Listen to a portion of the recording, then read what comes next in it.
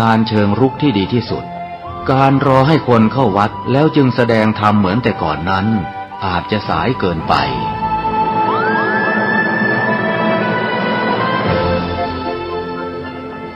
เราควรใช้สื่อนำธรรมะเข้าไปให้ถึงภายในบ้านโรงเรียนองค์กรต่างๆให้มากที่สุดการใช้สื่อจะทำให้ผ่อนแรงและประหยัดทั้งคนและเวลาเทศนาผ่านสื่อเพียงคนเดียวเสมือนเราเนรมิตนักเผยแผ่ได้เป็นหมื่นเป็นแสนนักเผยแผ่นั้นนอกจากอบรมตามหลักสูตรธรรมดาเพื่อให้ได้วุฒิบัตรรับรองแล้วพึงอบรมเรื่องการเทศนาการเขียนการค้นคว้าซึ่งอาจจะเป็นเรื่องเฉพาะตัวแต่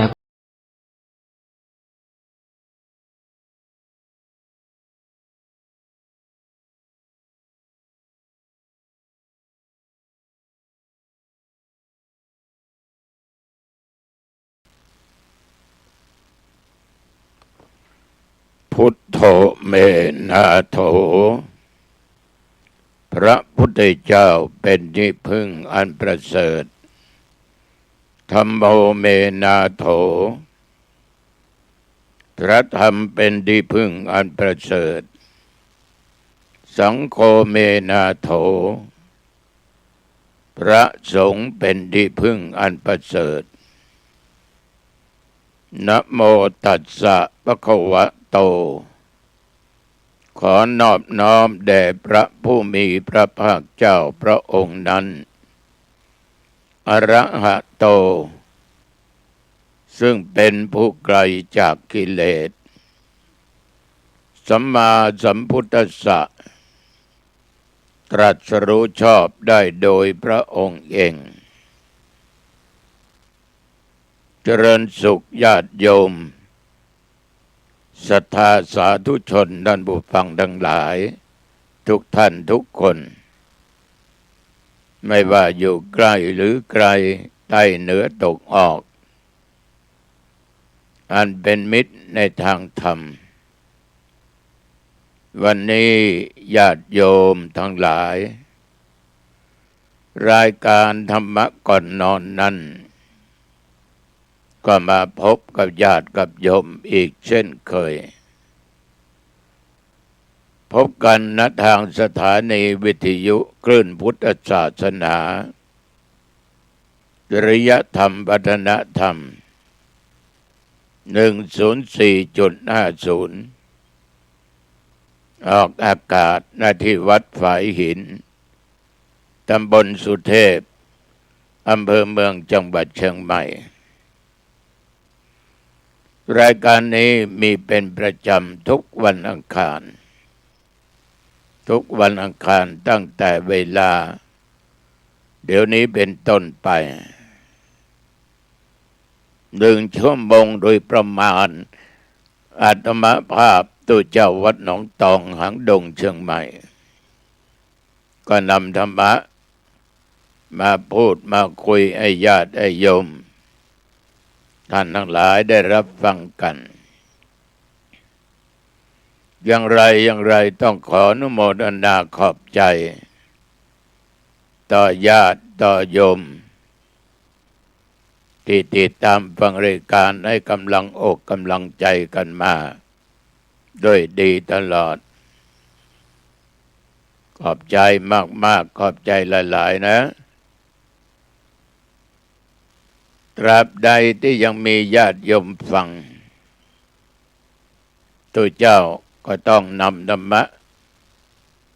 มาเผยแผ่มาพูดให้ญาติโยมฟังอยู่ตลอดเพราะยังมีคนฟังจำกัดไหมต้องเท่านั้นเท่านี้คนไม่จำกัดกี่คนฟังก็ได้นะคนเดียวฟังก็ดีหลายคนก็ฟังได้ฉะนั้นญาติโยมไม่มีขีดจำกัดไม่มีกำหนดกฎเกณฑ์การแสดงธรรมะของพระพุทธองค์นั้นกันแรกที่ชื่อว่าธรรมจักรกัปปวัตตนสูตรก็มีบุคคลนั่งฟัง5 คนนะ มีกนัญญะวัปปะปฏิยะมหานามะอัสสชิ ก็ยังเกิดผลอันยิ่งใหญ่โกณัญญะก็ได้ดวงตาเห็นธรรมนะได้ดวงตาเห็นธรรมสิ่งใดสิ่งหนึ่งมีความเกิดขึ้นเป็นธรรมดาสิ่งนั้นทั้งหมดล้วนมีความดับเป็นธรรมดาพระพุทธองค์แสดงธรรมโกณัญญะตั้งจิตตั้งใจฟังจนได้บรรลุโสดาปัตติผลเมื่อพระพุทธองค์ทรงรู้ว่าโกณัญญะได้โสดาปัตติผลทราบดังนั้นพระพุทธเจ้าก็ได้อุทานว่าอัญญาสิวัตโพโกณฑัญโยโกณัญญะได้รู้แล้วหนออาศัยพระอุทานที่ว่าอัญญาสิที่แปลว่าได้รู้แล้วฉะนั้นคำว่าอัญญาจึงเป็นคำนำหน้าชื่อของท่านโกณัญญะตั้งแต่บัดนั้นมาญาติโยมนี่ยังเป็นธรรมเทศนากันแรกนะมีคนฟัง5 คนนะโกณัญญะได้ดวงตาเห็นธรรมพระพุทธองค์ก็ได้ประทานอุปสมบทให้โกณัญญะง่ายไม่ต้องมีโบสถ์ไม่ต้องมีเขตแดนนะง่ายเพียงแต่พระพุทธองค์ตรัสว่าเธอจงเป็นภิกษุมาเถิดทำอันเรากล่าวดีแล้วเธอจงประพฤติพรหมจรรย์เพื่อทำที่สุดแห่งทุกข์โดยชอบธรรมเถิดก็เป็นพระสงฆ์องค์แรกในพระพุทธศาสนาเรียกว่าพระรัตนตรัยครบเรามีพุทธรัตนะธรรมรัตนะโกณัญญะได้บวชแล้วก็เป็นสังฆรัตนะการบวชเช่นนี้นี่เรียกว่าเอหิภิกขุปสัมปทาพระโกณัญญะจึงเป็นปฐมสาวกองค์แรกในพระพุทธศาสนาบันขึ้น15 ค่ำเดือน 8เราก็มีพระรัตนตรัยครบซึ่งวันนั้นก็ตรงกับวันอาสาฬหบูชาวันเทศกาลเข้าพรรษาวันทำบุญสุนทานของญาติของโยมสำหรับตัวเจ้านั้นก็แรม1 ค่ำอธิษฐานจำพรรษาอยู่ในเสนาสนะในวัดของตัวของตนอธิษฐานจำพรรษา3 เดือนครบไตรมาส3 เดือนนี้ก็ปวารณาออกพรรษาฉะนั้นศรัทธาสาธุชนญาติโยมการที่จะให้ญาติโยมมานั่งฟังเทศน์เนี่ยไม่จำกัดคนอาตมาภาพเคยได้รับนิมนต์ไปเทศน์ธรรมะแบบพื้นเมืองในเรื่องศาสนาราม ในสมัยนั้น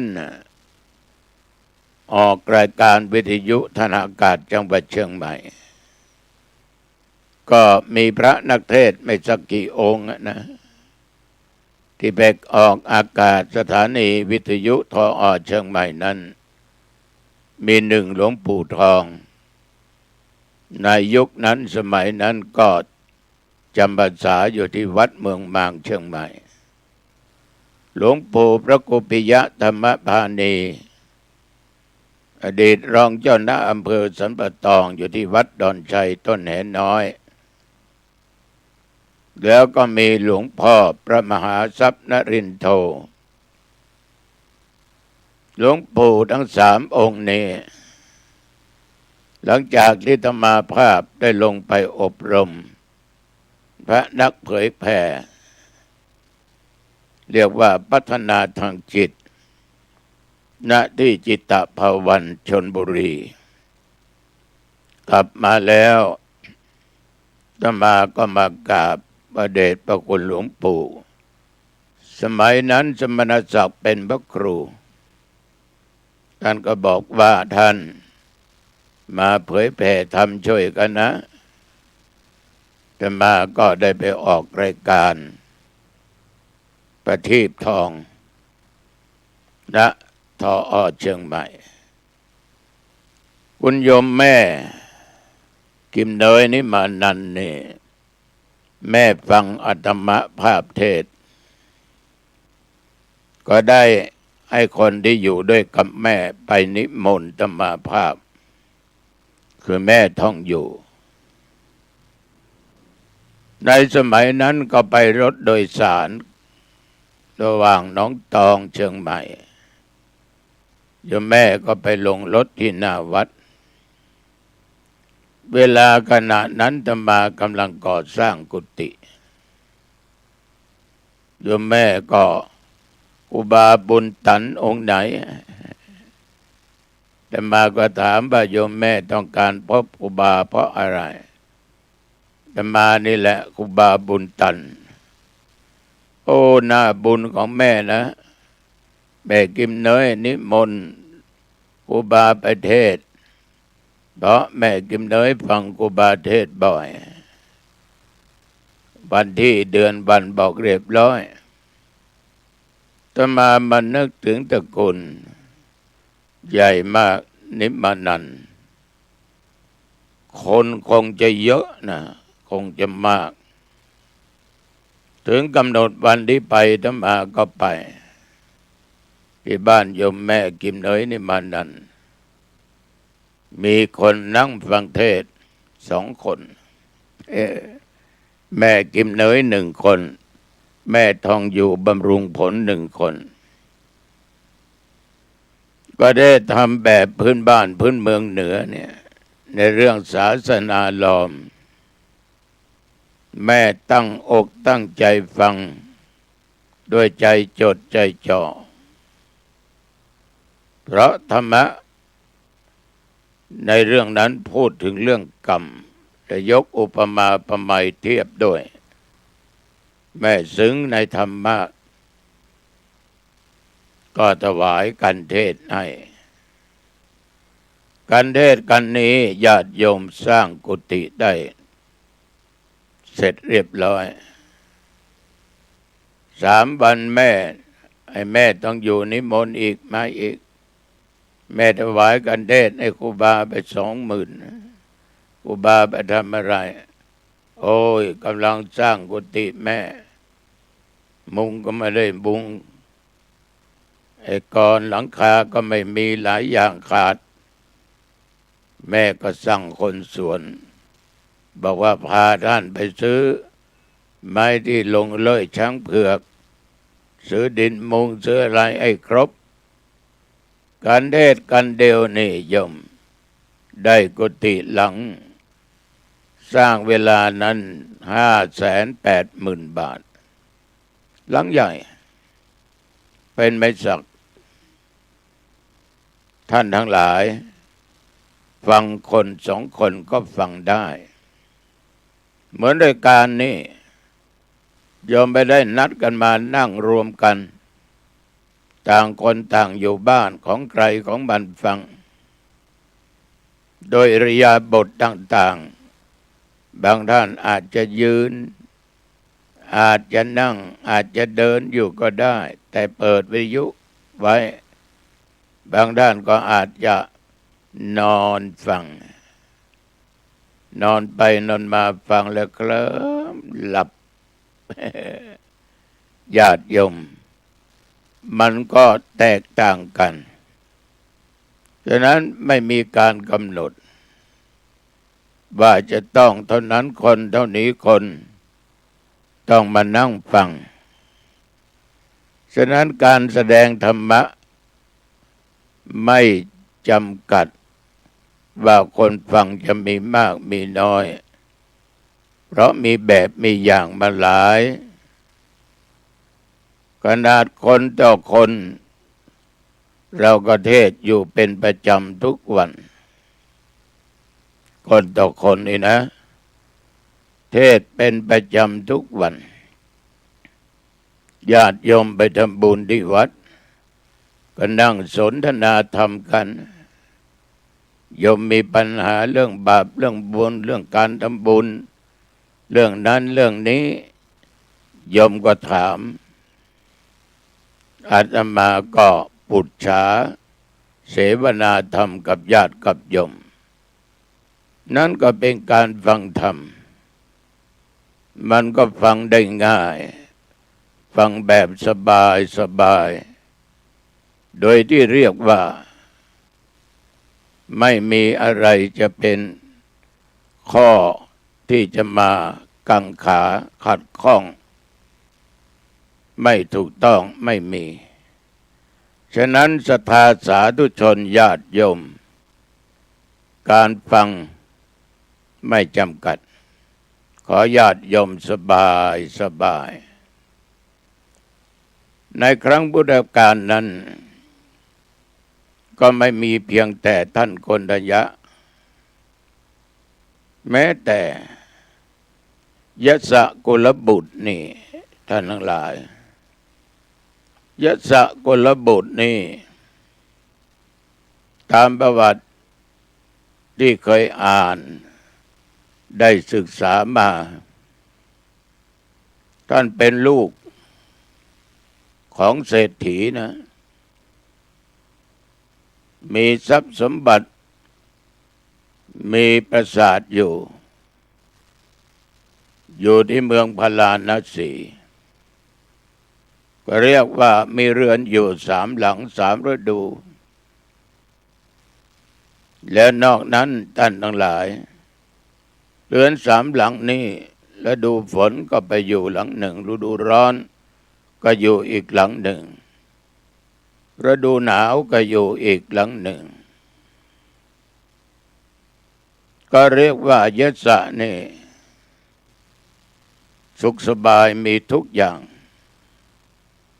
ก่อนจะนอนจะพักผ่อนนั้นก็มีนักร้องมีนักดนตรีมาร้องเพลงมาดนตรีให้ฟังอยู่ตลอดเวลา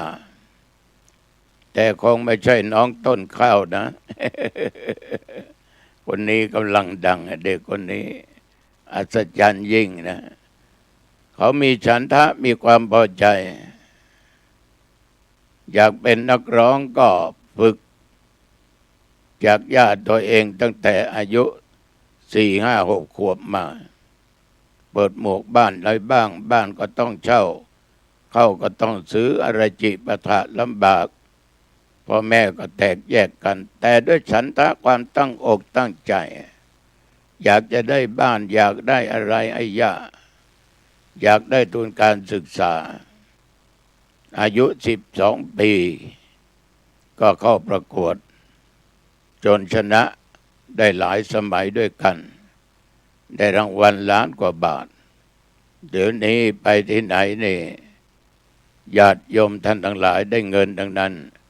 สามารถซื้อบ้านให้ย่ามีรถมีอะไรจิปาถะมีทุนการศึกษามีผู้ติดตามเนี่ยคนเราทุกคนมีจิตใจแตกต่างกันเด็กน้อยอายุแค่12ก็สร้างบ้านได้เพราะแรงกตัญญูรู้จักคุณกตเวทิตาทดแทนพระคุณย่ายศกุลบุตรนี่ญาติโยมท่านไม่อย่างนั้นเวลานั้นท่านก็หลับตื่นขึ้นมาก็เห็นอาการกิริยาของหญิงที่บำเรอ มีอาการต่างๆปรากฏแก่สายตาของยศกุลบุตรโอ้หญิงบางคนนั้นนอนเอาขาพาดกันไปพาดกันมานอนคว่ำนอนหงายนอนตะแคงข้างซ้ายข้างขวาเสียงกรนก็มีน้ำลายก็ไหลเยิ้มยศดูแล้วดุจซากศพในป่าช้าเนี่ยพวกเราทั้งหลายที่นั่งฟังนี่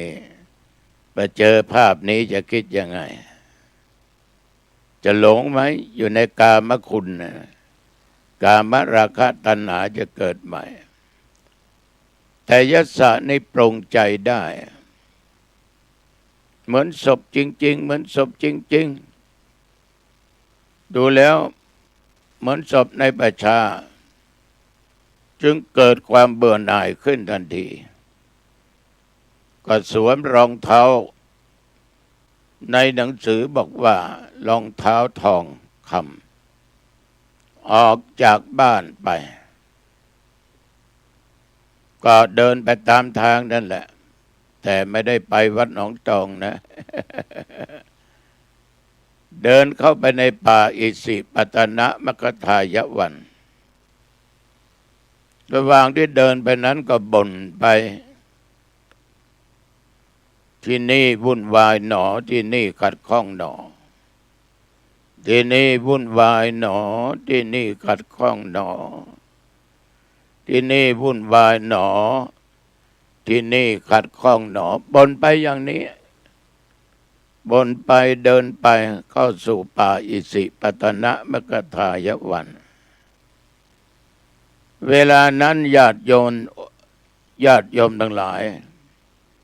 องค์สมเด็จพระชินวรสัมมาสัมพุทธเจ้าของพวกเราพระองค์นี่ก็เดินจงกรมอยู่เพราะมันใกล้แจ้งแล้วได้ยินเสียงอย่างนั้นพระพุทธเจ้าจึงตรัสว่า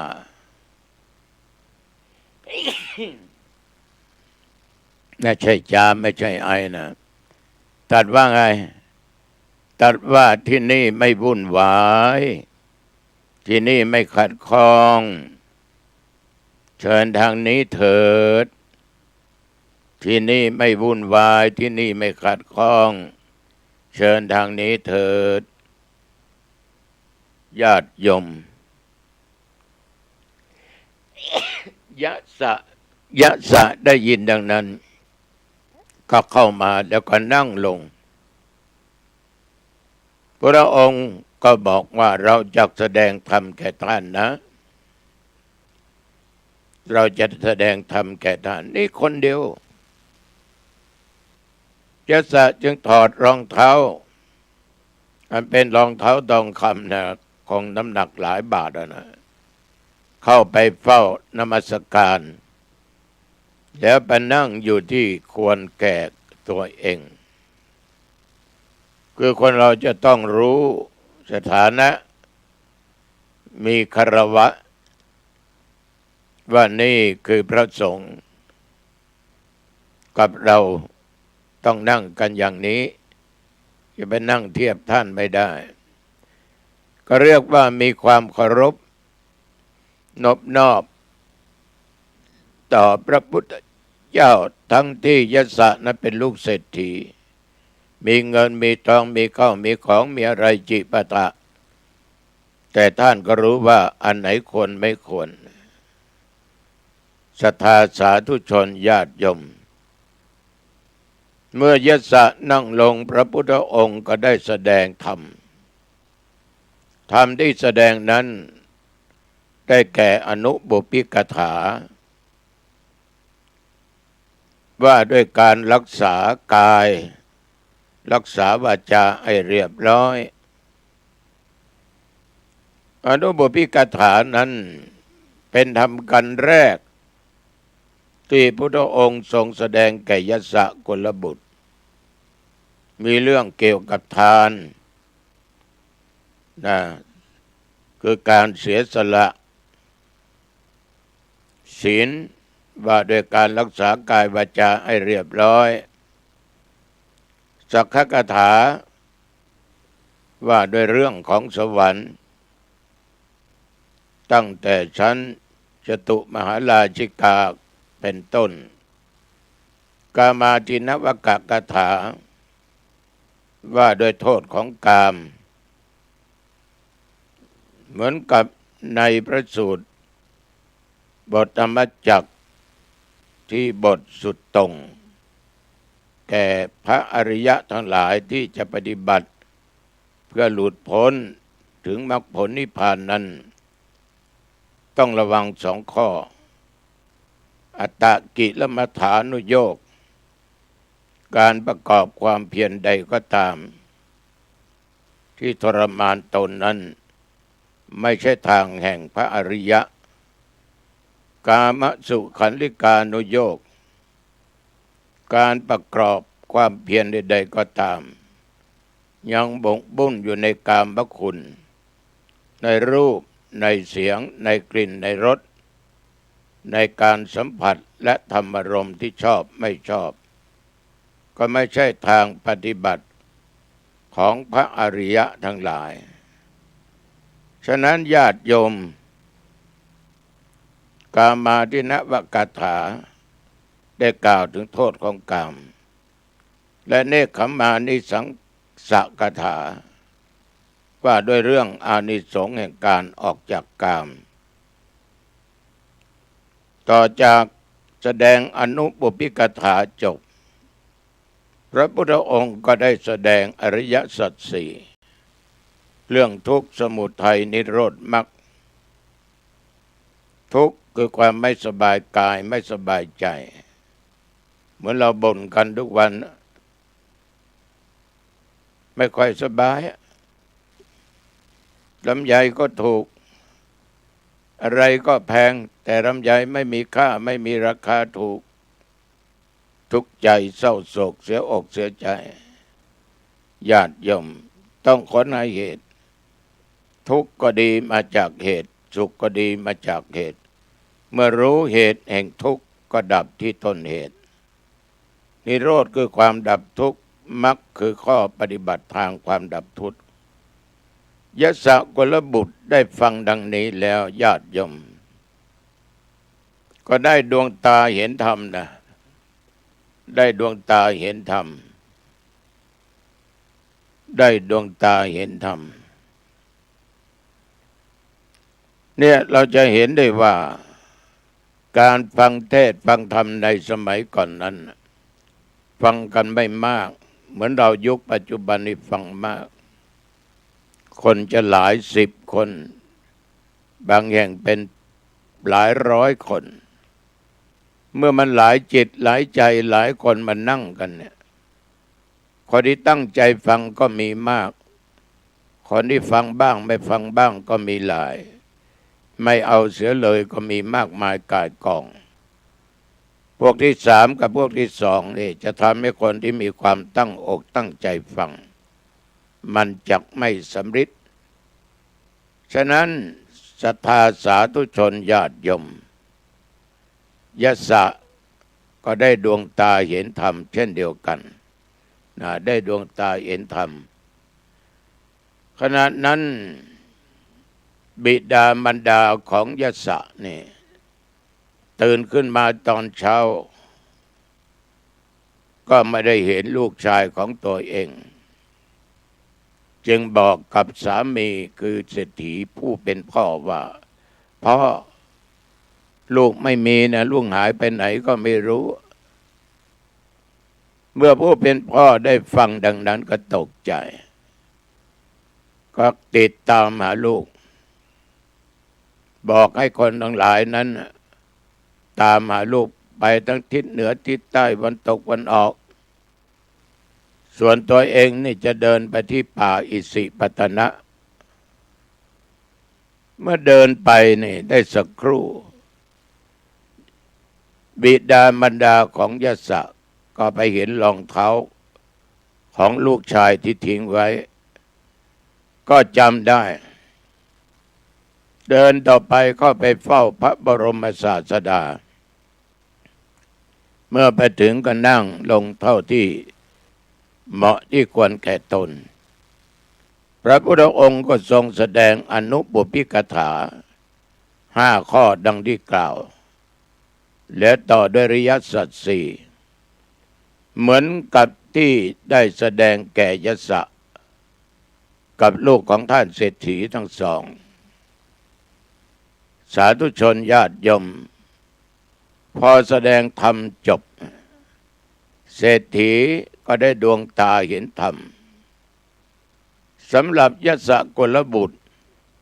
ซึ่งได้ฟังธรรมเทศนาเดิมก็คืออนุบุพพิกถาริยสัจ 4ได้ดวงตาเห็นธรรมแล้วมาฟังซ้ำครั้งที่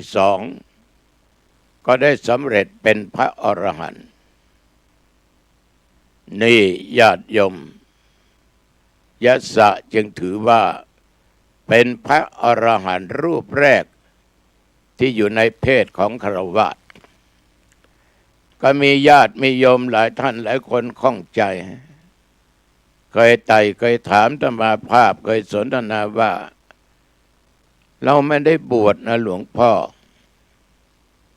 เราไม่ได้บวชเราจะเป็นพระอรหันต์ได้ไหมอาตมาก็ยกตัวอย่างแบบอย่างของยศกุลบุตรนี่แหละให้ญาติโยมได้รับรู้รับทราบมันก็มีโอกาสมันสุดแต่บารมีของแต่ละคน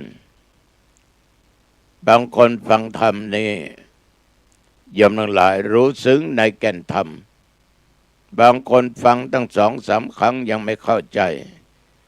ฟังจะเป็น100เป็น1,000 ครั้งก็ยังไม่เข้าใจฉะนั้นการฟังจึงมีข้อเปรียบเทียบเหมือนดอกบัว4 ดอกดังที่เคยนำมาพูดให้แก่ญาติแก่โยมฟังขออย่าได้เป็นพวก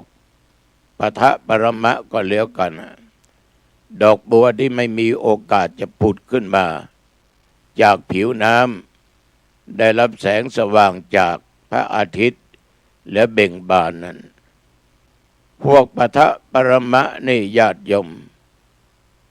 มันอยู่ในคนในตมไม่มีโอกาสจะผุดขึ้นมาได้ย่อมจะเป็นอาหารของเต่าของปูของปลา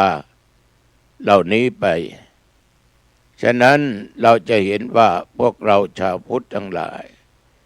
บางครั้งก็บ่นว่าไปฟังธรรมก็ไม่รู้เรื่องไม่เห็นได้อะไรมาสักอย่างแต่ที่จริงโยมฟังเนี่ยโยมก็ได้แล้วนะถึงไม่ได้ดวงตาเห็นธรรมโยมก็ได้บุญแล้วสุดสูสังละปะเตปุญญังการฟังด้วยดีย่อมเกิดบุญ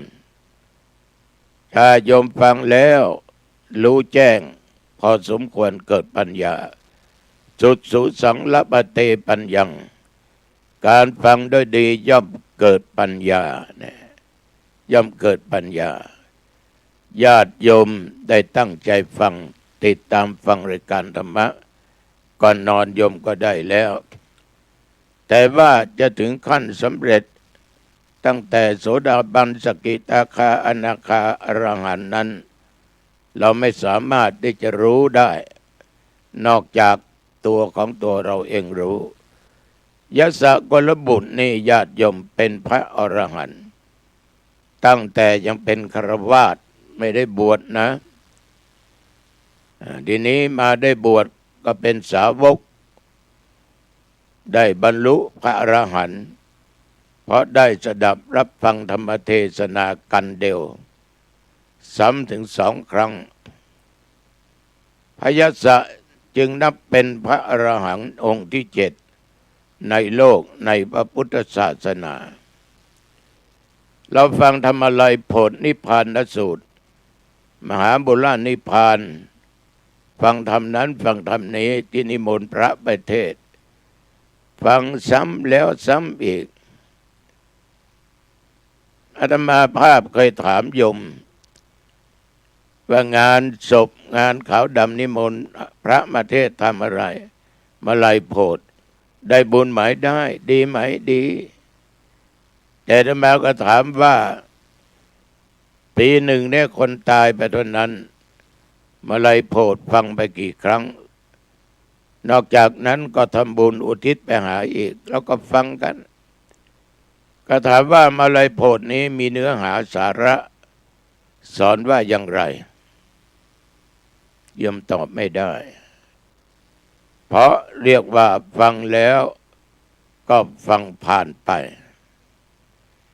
แท้จริงเนื้อหาสาระในธรรมะไรโพธิ์นั้นมีมากพูดถึงเรื่องทานเรื่องศีลเรื่องภาวนาแล้วพูดถึงเรื่องนรก8 ขุม8 หม้อมีในนั้นหมดเรื่องอนิจจังทุกขังอนัตตาสอนอยู่ในมลัยโพธิ์หมดแต่เราฟังกันให้มันผ่านไปบางครั้งตัวเจ้าพระเนนเป็นนั่งเทศโยมก็คุยกันเอาเรื่องนั้นเรื่องนี้มาคุยกันไม่ฟังนะบางทีเทศยังไม่ทันจบอาหารว่างมากระเพาะข้าวต้มขนมอะไรต่างๆนานาเอามานี่ถ้วยหนึ่งมานี่1 ถ้วยนี่ยังไม่ถึงนี่ยังไม่ได้รับญาติโยมมันก็ไม่รู้เรื่องแต่เวลาพระเทศจบนิติตังก็บังคมสมเด็จเสด็จสาธุสาธุสาธุก็เรียกว่าฟังไปตามธรรมเนียมตามประเพณีถามว่าได้บุญได้แต่อานิสงส์อันเกิดจากการฟังมันไม่มีฉะนั้นมันจะสำเร็จชั้นโสดาบันได้เป็นไปไม่ได้ยะสะนี่ฟังซ้ำถึง2 ครั้งในธรรมเทศนาที่พุทธเจ้าได้แสดงให้ฟังครั้งแรกแล้วแสดงให้แก่บิดามารดาฟังก็นั่งฟังจึงได้เป็นพระอรหันต์แต่ยังเป็นคฤหัสถ์เป็นชาวบ้านอยู่ฉะนั้นศรัทธาสาธุชนญาติโยมพระยศจึงเป็นพระอรหันต์เป็นองค์ที่7นับตั้งแต่พุทธเจ้าและกนทัญญวัปปะปฏิยมหานามะอัสสชิตลอดจนพระยศกุลบุตรอันว่าบิดามารดาของพระยศนั้นก็ได้นับว่าเป็นอุบาสกอุบาสิกาที่ถึงพระรัตนตรัยเป็นที่พึ่งตลอดชีวิตเป็นบาสกคนแรกในโลกที่เรียกว่าเตวาจิกอุบาสกเศรษฐีนั้นเห็นลูกชายก็จึงบอกให้กลับไปครองเรือนอีกแต่พระศาสดาบอกว่าโยมยะสะนั้นเป็นอรหันต์แล้วไม่ควรที่จะไปครองเรือนต่อไปลูกไปอยู่บ้านกลับไปบ้านกับพ่อกับแม่เดี๋ยวนี้โยมยะสะเป็นอรหันต์แล้วนะไม่ควรกลับไปครองเรือนอีกเศรษฐีได้สติจึงนุโมทนาแล้วก็ได้อัญเชิญองค์สมเด็จสัมมาสัมพุทธเจ้าพร้อมด้วยพระยศก็คือราธนาเพื่อแสวงพระตาหารในเวลาเช้าอีกวันหนึ่งพระพุทธเจ้าก็ทรงรับเมื่อเศรษฐีกลับไปแล้วยศกุลบุตรก็ได้ขออุปสมบทพระพุทธองค์ก็ประทานการบวชแบบเอหิภิกขุวสัมปทาโดยพระดำรัสว่าเธอจงเป็นภิกษุมาเถิดทำอันเรากล่าวดีแล้วเธอจงประพฤติพรหมจรรย์เถิดจะแปลกจากคำที่กล่าวกับคนระยะในที่นี้ไม่มีคำว่าเพื่อทำที่สุดแห่งทุกข์โดยชอบเถิดไม่เหมือนกับครั้งที่ประทานแก่ปัญจวัคคีย์ยศจึงเป็นพระอรหันต์ถึงที่สุดทุกข์แล้วเพราะไรญาติโยม เป็นพระอรหันต์ตั้งแต่เป็นคฤหัสถ์ยังไม่ได้บวชฉะนั้นจึงไม่มีคำที่ว่าเพื่อทำที่สุดแห่งทุกข์โดยชอบเถิดเช้าวันนั้นพระพุทธเจ้าและพยาศะได้เสด็จไปบ้านเศรษฐีพ่อแม่ของพยาศะมารดาภรรยาเก่าของท่านแฟนเก่ายังมีนะ ยศะก็เข้าเฝ้าพระพุทธเจ้าก็ได้ทรงแสดงธรรมที่ได้พูดไปเมื่อกี้ก็คืออนุบุพพิกถาทั้ง5ประการและแสดงอริยสัจสี่เมื่อจบพระธรรมเทศนาในอนุบุพพิกถาทั้ง2 คนก็ได้ดวงต